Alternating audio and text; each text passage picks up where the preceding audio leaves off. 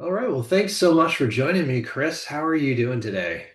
I'm doing awesome, Daniel. Nice to be here. Yeah, I'm excited to have you on. And for folks who are tuning in, you and I, we just recently connected. And I think that you and Moonraker are doing some great stuff on the SEO and AI front. And we were just connecting, and I was kind of like, we should probably hit record on this and just just kind of hang out for a little bit, and and really talk about how SEO is changing, that whole landscape is changing, and AI and so I'm really excited to kind of dive into that today with you. And before we get into all that, why don't you just kind of introduce yourself and what you do and how you got into doing what you're doing today? Absolutely. Thank you. So I'm Chris Morin. I'm the founder of a SEO agency focused on therapists called Moonraker AI, and run the agency for about 6 years. But in the past, I was also doing sales and marketing for my family's manufacturing facility. So very Cool. different niche. We were Yeah. focused on creating components for pharmaceutical companies to package injectable drugs. So huge business. And we were very small. You know, my dad had me in the basement when I was like 12 or 13, polishing metal parts, kind of like go to college, don't be a machinist. And I eventually worked there anyway, but in the office instead. And I really got into SEO probably about 15 years ago when I was Wow. just using some Adobe tools. Like there was one called Dreamweaver, which was an amazing web builder where you could Yeah. convert the visual appearance to the actual HTML and styling code. Yeah, It that's was where just, I started as well. Yeah, I remember yeah, those days. such a helpful tool to learn about how do these elements look on page? What does this code represent? And then digging into other things like I don't think it was called page speed back then, but whatever Google's tool was, GT metrics already existed, and so they had Google and then Yahoo had Y slow, and you'd Hmm. get these two scores, and it would basically calculate the optimization of your web page. And I just Right. ripped through the whole site and it was so tedious. Like, let me manually update 50 pages over and over again for all these tiny little elements. But Yeah. I learned a lot about on-page SEO. And after about a month of this effort, probably that plus the combination of some speed improvements and some good backlinks from distributors. And one of our products was being sold in an industrial supply catalog that was indexed on Amazon. And at the time, the most important keyword in the whole industry was single-use technology. And we Mm. showed up on the entire page one of Google search results. It was us for the top four Nice. links, then our distributors, and then it was a multi-billion dollar competitor on the top of page two. And I was just blown away. Like, how can this random dude in this converted mill building like take over this Yeah. massive corporation? So I was hooked. And Yeah. that it's very different than it used to be. Like that was in the it felt like the Wild West. Like you can bury some Yeah. keywords the same color as the background and you'll rank for that stuff. It's Yeah. not really the same, but I've always felt like this is kind of like magic. Hmm. And to be able to manipulate that, like training a robot to help real people connect with other real people is just such a weird thing to do, but man, it's cool. Yeah, it's super exciting, and I think it's for me it's just like this nerdy like puzzle that you can with like a lot of data behind it too, and it's kind of fun to try to do the whole put on your detective hat, like figure out how do we do this, and not in like a manipulative creepy way. It's just kind of like figuring out how do we use what's available to us to really help, like you said, help people connect. It's fascinating. It's fun. Absolutely. Yeah, and I heard someone say recently it's not that you have bad SEO, you have incomplete SEO. Mm. Most people are missing some piece of the puzzle, or Yeah. maybe they leaned way too hard into one piece of the puzzle and that piece has stopped being so helpful and maybe it's Yeah. counterproductive. Yeah. And as I'm sure we'll get into, like traditional SEO is not dead. A lot of people Hmm. ask, is SEO dead? It's such Yeah. a big buzzword. Oh, this is dead, that's dead. I'm never going to Yeah. tell anybody something is dead, but it's definitely changing its outfit. And Yeah. Google is still the king. They have pretty much all of the world's data, more so than any Hmm. other company in history. And so, whether Right. it's AI summaries or Google's AI mode or ChatGPT or somebody else, they're all coming back to Google. And so, we're Right. still trying to serve essentially the same system, but maybe there's some changes in the influence of certain tactics or factors in that. Right. Right. Yeah. Yeah. We'll get into, I think, a lot, obviously, but can you just tell me just a little bit more, like, how did you get started with, working with therapists and Moonraker and all that? Sure. So when I first broke away from the family business and started to do digital work.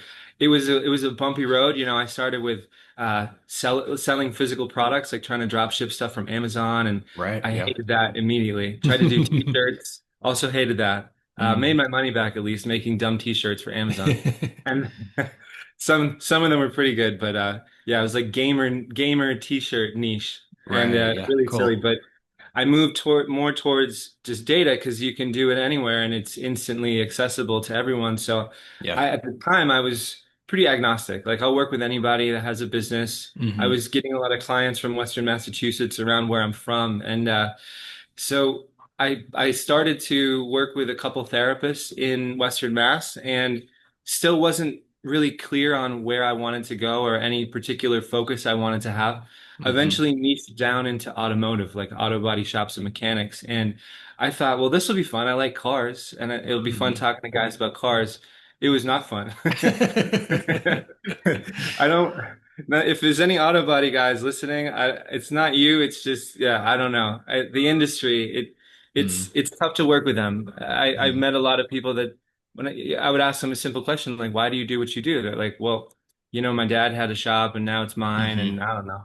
Or Yeah. I turned a wrench for a while and now it grew a little bit, and I don't know what the heck I'm doing. And so I was in this free fall, hemorrhaging clients in the automotive space because I just couldn't connect and I didn't like it. And it Hmm. just dawned on me like I already have these case studies of therapy practices that are going really well. Hmm. They love what they do.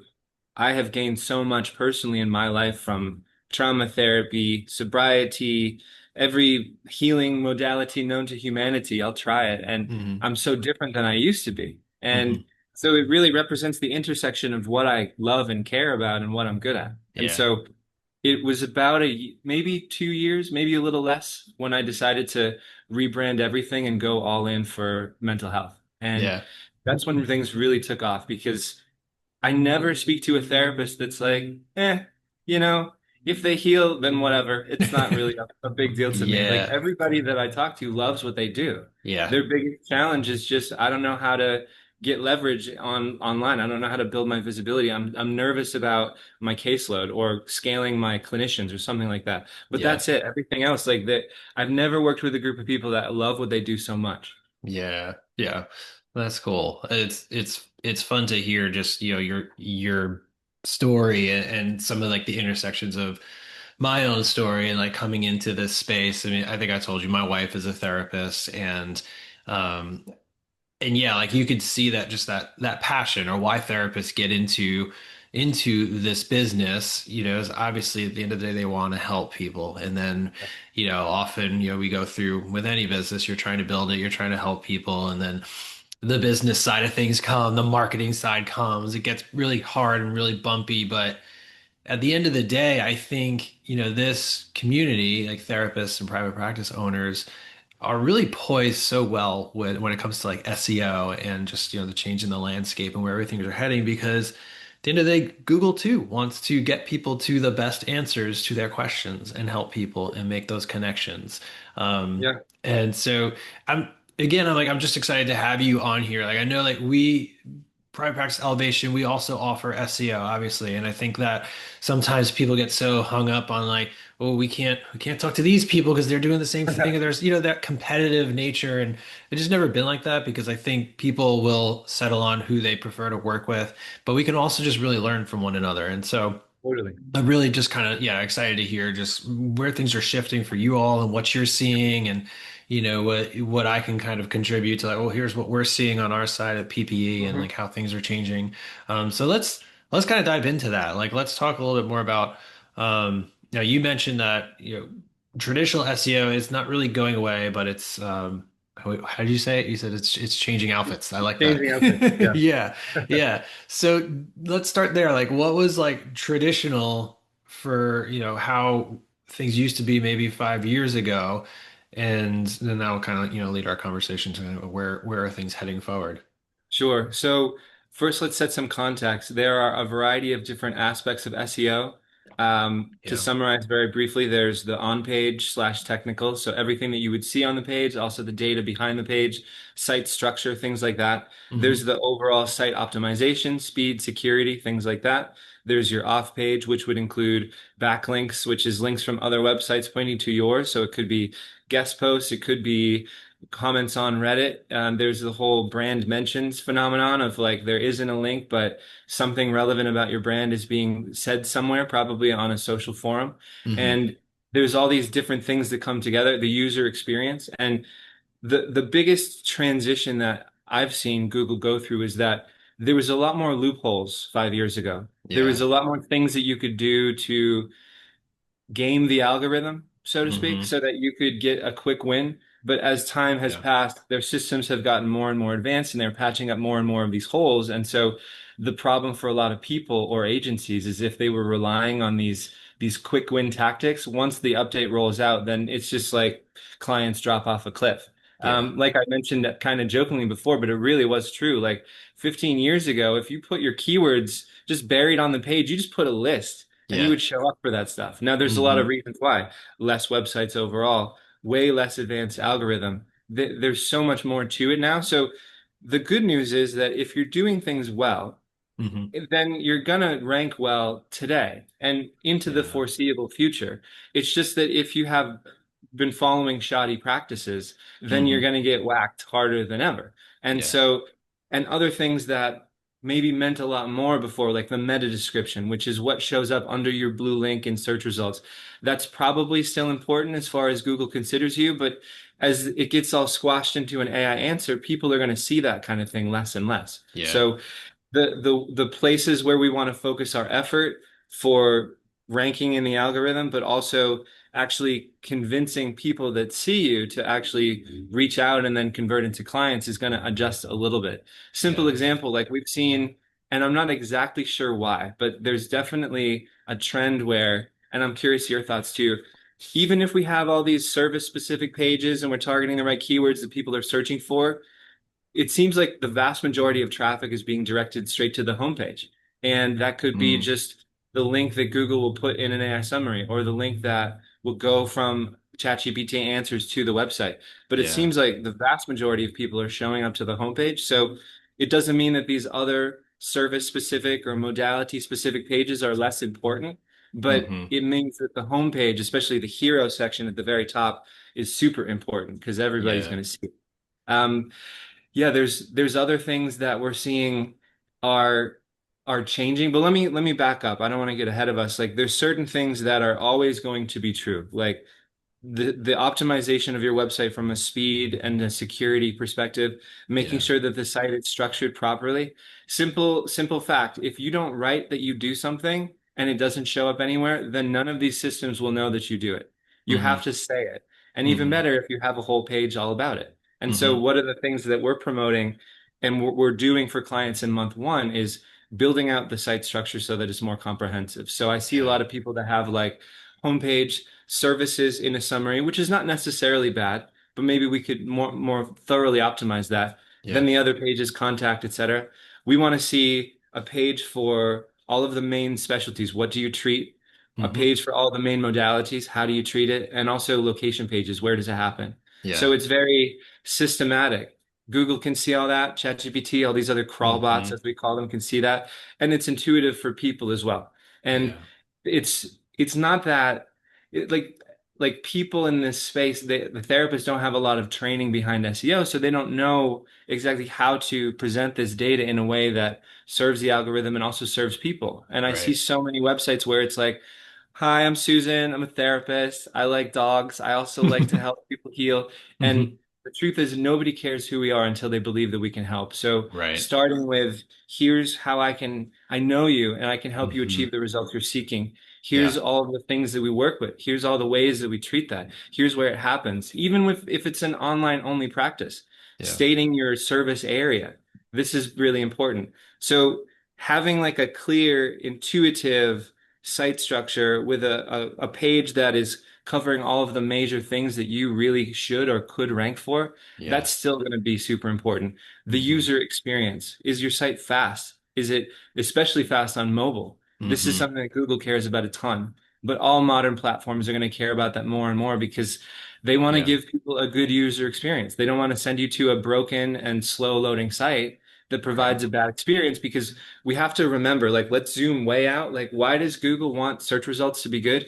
So people continue searching on Google so they can sell ads to advertisers and make billions of dollars. Right. So if the algorithm doesn't get you good information, people will go to another search engine and then it's game over for them. Right. So it's hard to remember that sometimes because they are so ubiquitous that it's like, oh, well, they just do this for us. No, it's a Hmm. business. And Yeah. so Right. we are training the algorithm by giving them this information formatted in a way that's perfect for the people that are trying to find it. And that's how you win as well. Yeah. Yeah. Yeah, I mean, there's a lot to unpack there. You said a lot there. So let me just kind of cull through this in my brain here. But I think, yeah, like what we've found and kind of where we shifted to at PPE is, some folks come to us, they like, yeah, I just want to, obviously, I want to rank for this keyword. I want to do this, I want to do that. And then when we start looking at the website, we realize, okay, there's a lot of like, user experience and structural things like you're talking about. Like you said, we have to present the information in a way that Google can easily read through it, but also the end user, like, robots and people. We have to kind of serve both of them. And so we have sort of our foundational services called our SEO Basecamp. Everything with our brand is like Basecamp and tracking and all that stuff. So we call it Basecamp for SEO, where that's really the focus is like, let's get your website to a structural place where your menu makes sense and you've got those different specialty and service pages and it's also loading fast, so we'll get our developers involved to help speed things up. And it's all about kind of making sure that the website is easy to use for both people and robots.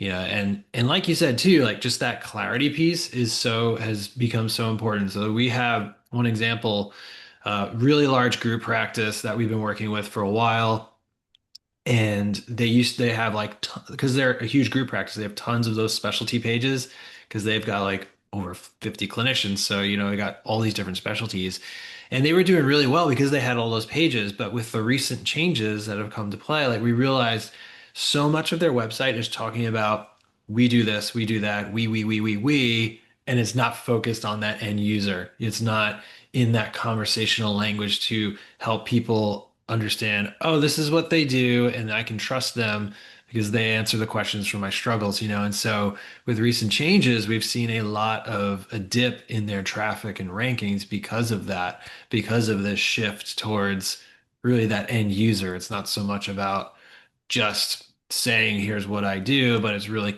that connection piece and that Mhm. expertise and that trustworthiness. So, yeah, so that's been a huge shift for us and just seeing just the data kind of backing up like where things are heading for us. Is that similar for you all, what you're seeing? Absolutely. Yeah, it's from a conversion perspective, but also from a ranking perspective. We're trying to create this compromise where we're serving the robots and then we're also Yeah. helping real people understand that this is a Yeah. practice worth speaking to. And organizing on-page elements, this is something that I find fascinating because this is about as SEO 101 as you can get, but it's as important as ever. What I Yeah. see a lot of therapists struggling with is there's kind of two categories. Well, let me say there's three categories. So the folks that have a website and that's it. Like it's very basic. They haven't done anything. There's Hmm. folks that have learned a little bit, but Yeah. gotten a bit confused, and there's probably a lot of over optimizations and confusing things that are counterproductive and ambiguous. And then there's the folks that have been engaged with another agency and something changed, and so there's a lot of work that's been done, and we're going to go through and clean some stuff up maybe. Yeah. The biggest changes or the biggest opportunity for improvements that I see is with that middle group where it's like you know enough to be dangerous, but not enough to be consistent. And Yeah. so to zoom out again, a few years ago there was a big update with Google. Every time for the listeners, every time there's a sweeping update, they give it a nice name, and it's usually a friendly name, which doesn't really describe the devastation that it will cause. Right. So the Panda update was Yeah. all about like de-incentivizing over optimization. Again, keyword ambiguity. And there's all these things where it's like, I'm in this location and I offer this thing. Can I squash all of these terms together on all of Hmm. my pages? And we could get in the weeds with this a lot, but one of the simple things that we could do is we could be very clear that the terms related to your service, EMDR therapy, anxiety therapy, that's the only thing that that page is talking about. There's a link to a location page, which informs Google this is where it happens. And then the Yeah. location page is primarily just talking about the place where it is. And these algorithms are intelligent enough to understand this is all on the same website. It's all interlinked. Yeah. This is a service. This is a service. This is a specialty. This is the place where it happens. Instead of like what I see is these very, very long URLs where it's like, website.com/, anxiety therapist in Austin, Texas, things like that. This Yeah. is if one of the simple things we could do to clean that up is just get really, really clear on the keyword focus of a page. And Yeah. I want to put a caveat on that. Google is beyond keywords in the very, very strict sense it used to be. I'm thinking Yes. of the simplest, most primary keyword related to your topic. If you're an anxiety therapist, or that's one of the services you provide, there's going to be a lot of different subtopics like social anxiety and relationship anxiety, testing anxiety, and et cetera. I don't think you necessarily need a page for each of those. That's Hmm. more like a subheading on the anxiety page. But if the most general topic that you want to rank for is anxiety therapy, that's the title of your page. That's the URL slug /anxiety dash therapy. That is Hmm. your main heading H1. That's the word that you have in the first few paragraphs. It's in your schema. Like that's the only thing that that page is about. And Yeah. it's very, very clear for Google, ChatGPT, etc. All right, great. We got a page on anxiety therapy. It's not like, is it a location page? Is it this? We're trying to just clean this up. Yeah. And even better, if the client has a Google business profile, the local listing, and there's alignment between those two things. We're trying to get perfect alignment, not just the basic name, address, phone number, but under your primary category, do you have services listed that perfectly align with all of the specialty pages on your site? These Yeah. are simple things that we can do that would have had a good effect 5 years ago. But right Hmm. now, it feels really important because if you get dinged on the fundamentals, then it doesn't really matter how many cool backlinks you have or Yeah. how many times you're mentioned on Reddit. It's not necessarily gonna get the results that you're hoping, Yeah.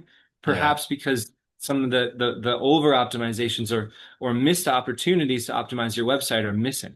Yeah. Yeah, that makes sense. And that's something that we've been definitely shifting from, or we see, and folks have kind of I've already optimized this page. And like you just see like, oh yeah, but you've over optimized it. Like Yeah, it's not clear because it starts to get really muddy because you have all these different related keywords, yes, but it gets a little bit messy, and I think that yeah, like I'm happy with where things are heading because it is we do have to be more clear and almost more simple, and yeah, just make sure like, hey, this page is about anxiety therapy, and like yeah. yeah, there's so many other like nuances to anxiety. And I think this is where kind of like the long-term strategy comes into play where we can like, okay, great, let's create some blog posts related to the specific questions about anxiety therapy, and Yeah.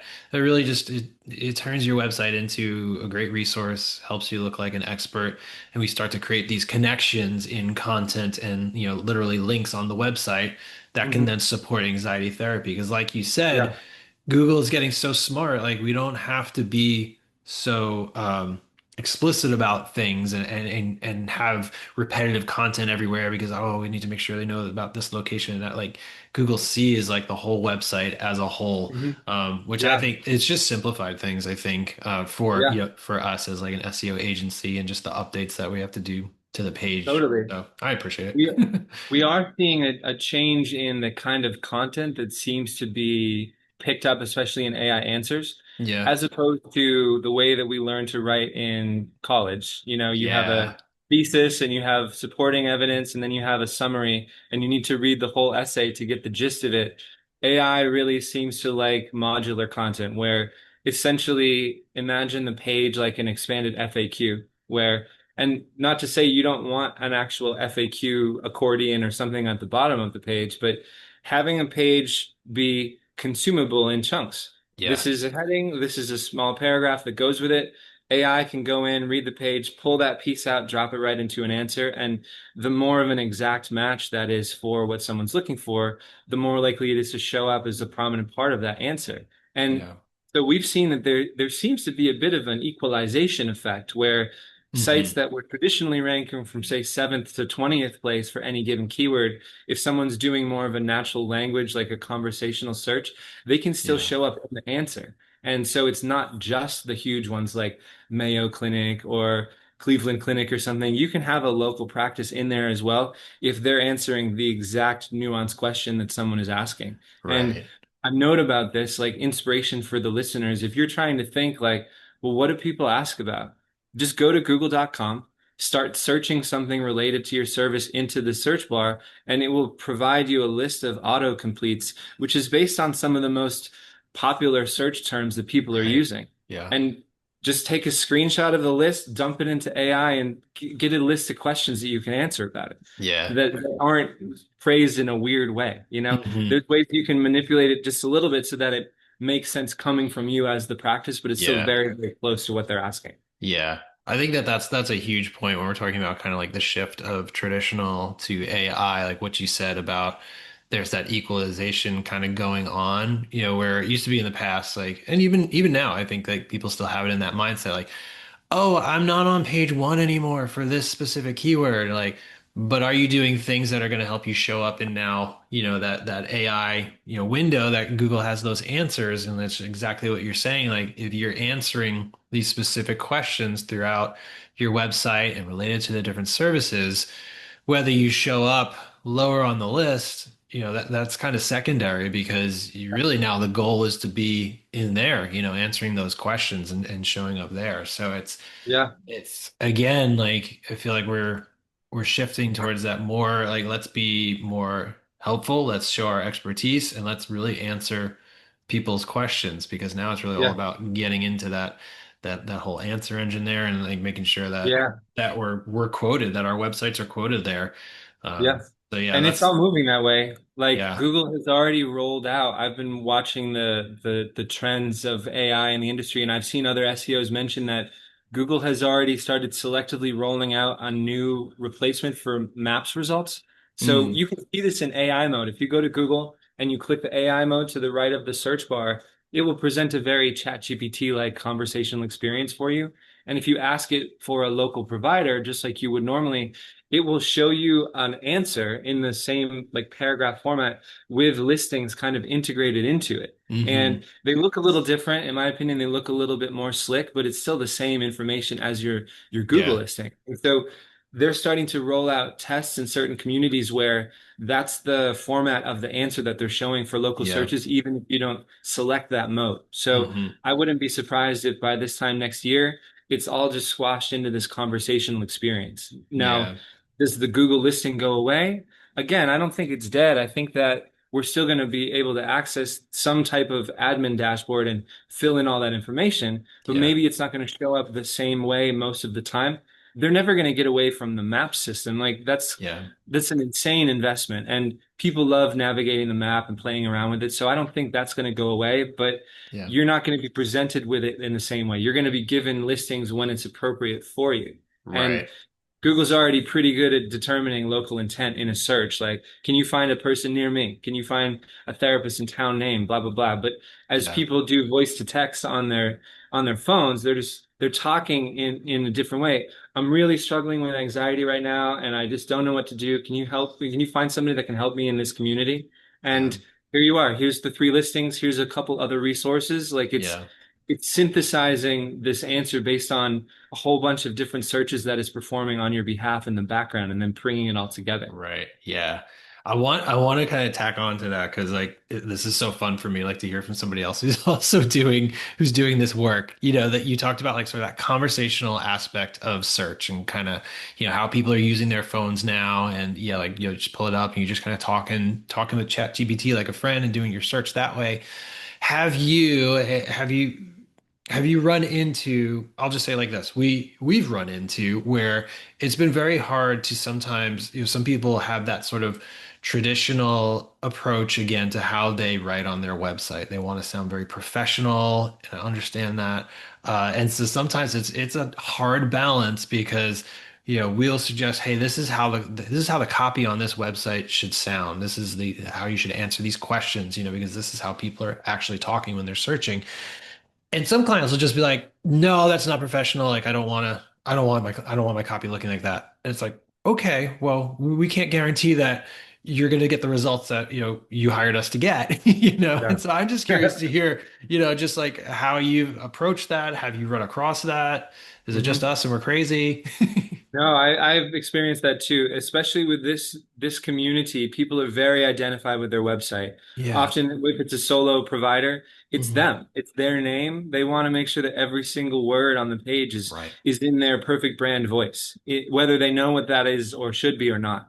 And Hmm. I want to be, I want to acknowledge the value of that. Like I recognize how important this is because I'm Absolutely. super identified with my website too, as I'm sure you are.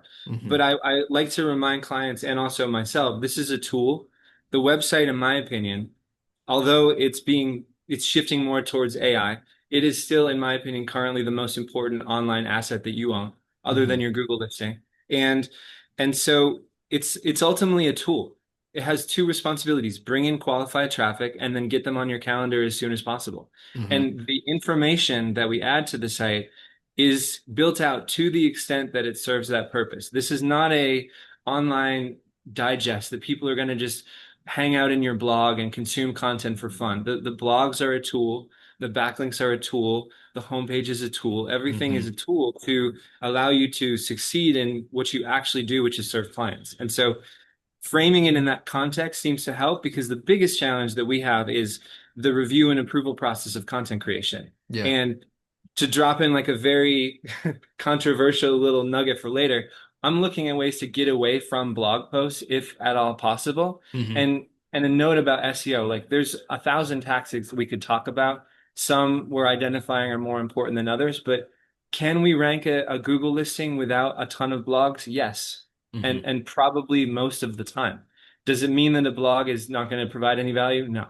I'm not Hmm. about to go and delete the blog posts that we've written for the last 5 years for all of our clients. That would be crazy. Right.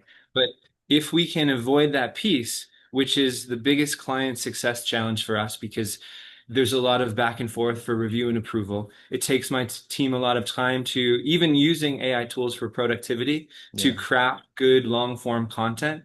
So Hmm. if we can move away from that, oh man, it's a dream for everybody. Yeah. But in lieu of that, like just trying to help people conceptualize the purpose of all this has been helpful. And Yeah. and to what I said before about there's a lot of different ways to achieve the results that we're seeking. If you don't want to touch that, okay. Let's just make the homepage as good as possible. Let's make Hmm. sure that we're following best practices for conversions. Let's optimize everything else as best as we can, and we'll see what happens. And Yeah. a simple example, a lot of clients, like I'm always promoting, get a booking calendar on your website. And we'll talk about the next generation because it's something we're building later. Yeah. But right now, that's about the best you can do. I have a calendar on my site. If someone wants to talk to me, they choose the time, they get an email confirmation. And the phenomenon psychologically that we've identified is people tend to reduce or pause their search for other providers until they speak to you. And Right. so it helps us lock in the opportunity to win that client. And Yeah. the same is true for therapists. There's still clients that they want to use the contact form. And I tell them like the risk is that someone's going to go fill out 9 other contact forms. And if Yeah. another provider reaches out sooner, it might not be that they're better, but if they're adequate, there's a chance they're going to win that business. But that's Right. just how they want to do it. They have an intake person that gets back quickly. I want to call them anyway because I just want to filter out, a bad fit. And they're still thriving if they get enough traffic. So it's not Yeah. like everything has to be there or else they're obviously going to fail. It's like we're trying to influence a trend in a positive direction, and the more things we can get optimized, the better. Yeah, yeah. Very well said. Just kind of conceptualizing like why do we have this website and what is it there for? So Yeah. really, I appreciate your explanation. It's just like I said, it's just fascinating to hear other folks who are in it because it's very similar challenges, and we've really been for us at PPE, we've been in a process of really shifting like how do we even talk about what we do and how do we even present our services because. It used to be in the past, like, yeah, like you get a blog post every month and one page optimized. It was very just like clear cut because that was what you just had to do and you had to be consistent with it. And now it's like, what you said, like, oh, maybe we don't need to write a blog post. Maybe we need to focus on the homepage, or you know what, Mhm. we need to spend more time building out the back. and structure and the loading speed and like all this stuff because it doesn't matter if we write enough content because Google can't understand what your website's about. So, Mhm. it's definitely become a lot more strategic and nuanced for every single Yeah. website that we touch, which is good and bad. It's hard as like a service-based, Yeah. agency. It's like you want to be able to have sort of the turnkey solutions and stuff, but it's really like it's much more nuanced and everybody's kind of, Yeah. treated differently. So I mean Yeah. it's great though because we get to really like understand our clients and their needs, Mhm. where their websites are at and all that good stuff. So What I will say though is that there are probably a few things that will always be a good idea in the hmm sense that they are fundamental, they will always be important. Like what we were saying, if your yeah. website's slow, speed it up. That's going Yeah. to be great for everybody. Why would Google hmm send someone to a site that takes 10 seconds to load? Yeah. Interestingly, though, people will wait if they really, really believe that you're the best solution for them. So Yeah. it's not, again, it's not the only thing. If Yeah. you're like the Forbes.com of your niche, then people will wait to get to your site. But Right. it's going to be better for everybody if it's fast. Yeah. And so these are simple things that are always good. Make your site fast, make sure that it's secure. That's a no-brainer. Um, Make sure that you have pages talking about what you actually do, or else you will never show up. hmm Other things that we're seeing are important and perhaps more important than they used to be. Directory listings. This is what I would consider a traditional SEO tactic. I always thought of building out the content from the Google listing on other directories, kind of like we got to check that box just to let Google Yeah. know that we are legitimate because they're seeing this information everywhere. Okay, we believe that this is a real listing. And it's hard to even comprehend for the listeners that there are millions of fake listings produced every month, and hmm their algorithm is trying to eliminate all of that spam. Like Yeah. maybe somebody wants to show up in the population center, but they're outside of town. Maybe someone lives in, the middle of Central Asia and they want to harvest data from an American. There's a million reasons why Right. somebody wants to create fake listings. So they're always trying to look for signs that you are legitimate in a way that you can't fake. And hmm so citations are a good way to do that. We call it a directory list, a citation, name, address, phone number. hmm And this seems to be really overpowered right now, as we're seeing that AI platforms especially seem to value the amount of times that a brand is mentioned, maybe even more importantly than backlinks. And Mm. again, backlinks are not dead. That's still a part of the whole rank math equation. Yeah. But the idea of getting yourself syndicated on 300 different directory sites, especially the important ones like Apple Maps. A lot of people don't realize that that's important. Half of iPhone users are going to see Apple Maps, and it's distinct from Google Maps. Yeah. Bing Places. People don't even realize Bing still exists, but Right. Bing is Microsoft's search engine. Microsoft also owns OpenAI, which is ChatGPT's company. So it makes sense that Bing would have an oversized influence on ChatGPT answers. So hmm if you don't have a Bing Places listing, you got to get one. And it's actually a lot easier to do than a Google listing because it's old school. They'll send you a letter with a six-digit code on it, hmm like it's the 90s. It's incredible. And So so simple.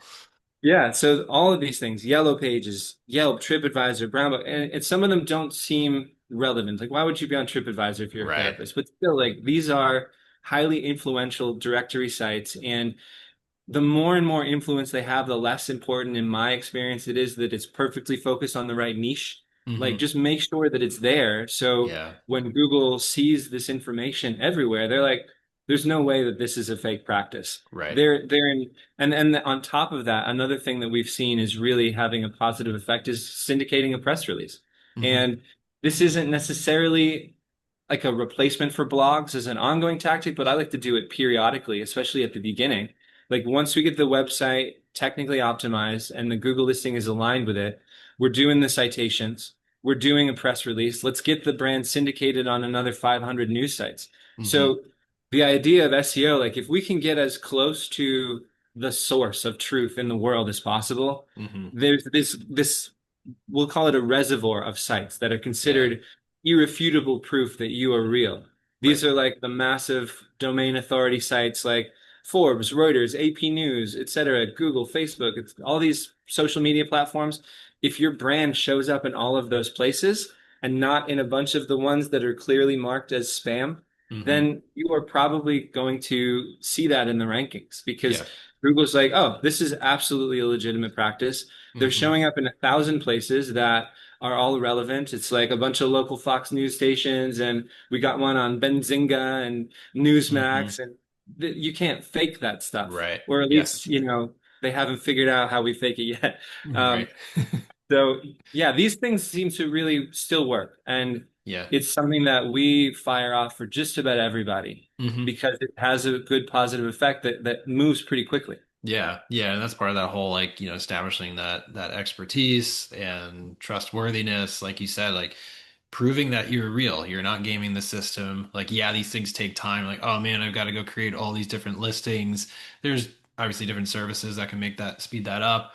Yeah, But at the base level, once you create that Google business profile, go out, create some more profiles on yeah, some of these places just to, check off that box, but it also just really does prove that you are legit.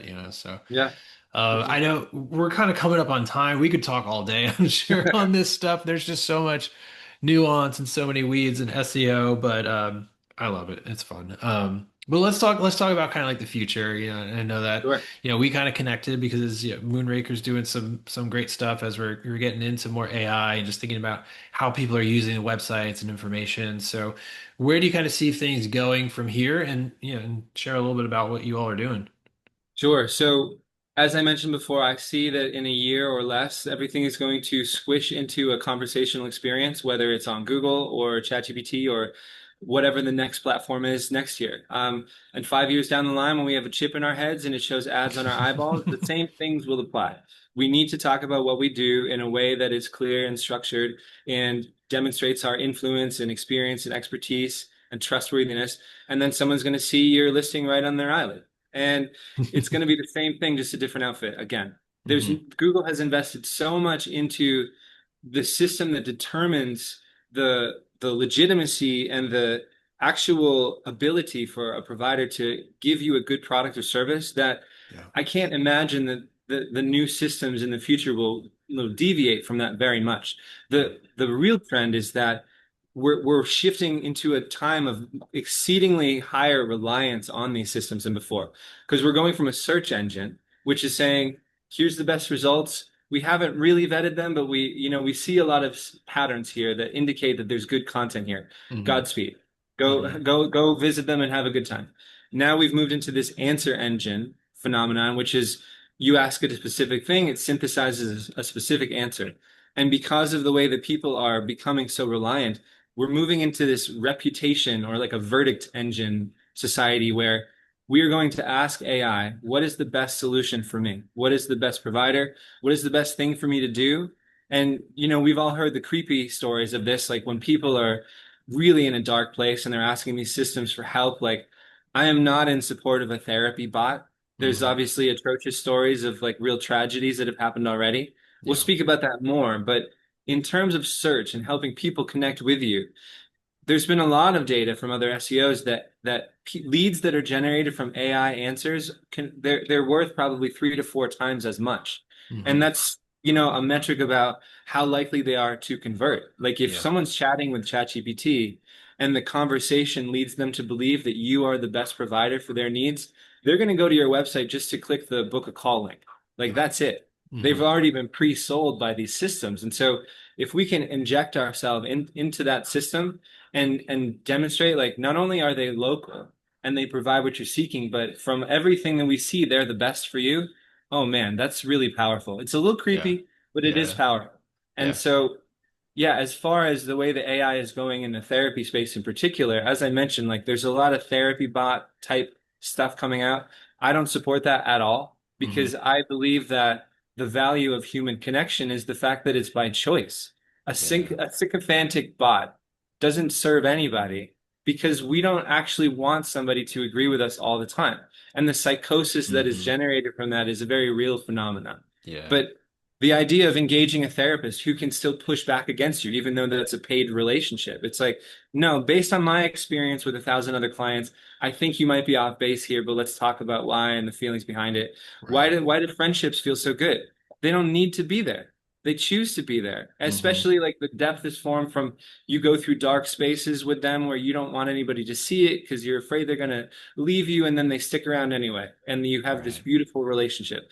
We can't get that with bots because it's just a phone in our pocket and it's forced to deal with us. And Right. so there's already been some legislation. I think it was Illinois and a couple other states, maybe Nevada, that banned the usage of AI in a therapeutic context. And Hmm. I'm totally in support of that. Yeah, that's What I good. do want to move towards, though, this is a product that we're actually developing now, AI booking bots. This is Hmm. nothing new. We've been launching AI bots in other niches for a while. The biggest challenge is HIPAA compliance. Because if you come to a therapist website and you say, my name's Chris. Here's my email, and I'm struggling with anxiety. All of a sudden, that's PHI, and we can't send that to ChatGPT or Claude in the standard systems that we're using. We can't just go on like a web browser and just send that. This has to be managed in a secure environment, like Yeah. everything people are used to in regards to HIPAA from like their EHR and other platforms. It's the same with this. We need to Hmm. build a system that quarantines this bot from the rest of the world. Yeah. Everything is encrypted, all of the transmissions are encrypted so that it's done properly. And so we're in the process of developing a bot. We call it Engage. And the point is to proactively engage people on the website. Hey, do you have any questions? Would you like to book a call? And it's designed to replace a contact form, replace a booking calendar, and provide a conversational experience. And again, in that specific use, I love AI because Yeah. if we can train it on all the nuances of a practice, the Hmm. specialties, the modalities, the insurance, the onboarding process, what is care like when it's established? What are the locations? What are the different details of the different providers on the team? It can answer all the questions that anybody would reasonably have. It's Yeah. trained to never give advice. If you ask it to just do therapy with you, it's like, no, no, no. I will Hmm. connect you with a person. If you Yeah. say, I think I want to jump off this bridge, it gives you suicide hotline information and Mm. other crisis information. That's Yeah. one of the most important things that we're doing and testing right now. Like giving it to partners saying, try to break this. Try to Yeah. make it do all that crazy stuff that everyone's afraid it will do. And if we can get Yeah. through this milestone, then the next phase is okay, let's massage the user experience. But the goal is that they can chat with it just like they're chatting with an actual intake coordinator. And just very conversationally, they say, yeah, 5 p.m. on Friday is great. And then they get an email confirmation. And that's all they need to do. Yeah. Yeah. I really appreciate, just listening to you, just kind of, where you're coming from and just the responsibility that I can, just hear that just what you're taking into account. Because I think that so many people are afraid of that happening with AI and like taking over. Their AI is just going to replace us as therapists, and like you said, like you can't replicate that human connection, nor should we try to. And yeah, I just really appreciate you kind of taking that into account, but also Yeah. going back to what you said earlier about our websites are tools, to really to Yeah. connect with people and to get that person or that next client on our calendar. And so yeah, it sounds like you're solving some great problems there, and I'm excited to see these platforms kind of where they go to, because I think people are starting to already, obviously people are still they're already using these things. We're seeing them in different industries and stuff, and so I think it makes sense that we're going to see them with therapy websites, and I think too, like probably the conversion rates are probably going to be pretty high, especially if they're coming from AI already. They're hitting that, Absolutely. they're kind of just continuing the conversation, but more focused on the specific therapist or practice they want to connect with. They're really just ready to answer some questions and get booked in. So Absolutely. I'm And I think excited. of AI like a tool. Like AI, Mhm. especially used in this context, is an amazing tool to Yeah, streamline that experience of getting somebody through their questions and getting them on your calendar to make it real. And yeah, it's never to replace the human connection, it's just to facilitate that. yeah. And yeah, so that's the goal. Yeah, yeah. Awesome. Well, I appreciate your time, Chris. You brought just a wealth of knowledge and just tips, and I know that there's so much that probably listeners are going to go back and replay in this episode because there's just so many nuggets. So it's been good connecting with you. I really appreciate you sharing your time, and why don't you just let us know where people can find you? Moonraker AI. And always happy to hop on a call with anybody. Yeah, thank you so much, Daniel. This has been great. Yeah, appreciate it.